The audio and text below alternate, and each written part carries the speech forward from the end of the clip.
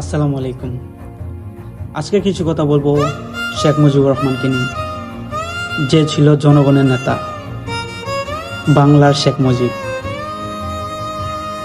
হয়তো কিছু মানুষ তাকে আবেগী বসে জাতির পিতা বলে, তবে সেটা আমি বলবো না, কিন্তু সে জনগণের নেতা ছিল। এত সহজে একটা নেতা হয়ে যায় না। এখন যে আমাদের বাংলাদেশে যা আছে, সবাই তো মনে করেন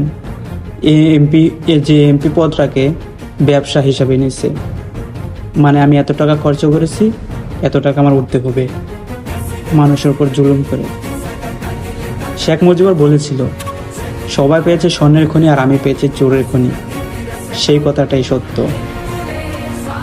মানে শেখ মুজিবুর হওয়াটা এত সহজ ছিল না, অনেকটা ট্রাফ ছিল।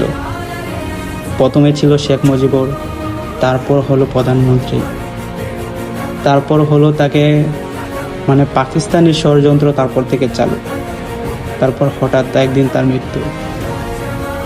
মানে সহজ ছিল না এতটা শেখ মুজিবুর হওয়াটা। মানে ভালো মানুষের দেশে বেশি দিন টিকে না, এটাই তার প্রমাণ। অথচ দেখেন, যে দেশের জন্য প্রধান ভূমিকা রেখেছে এখন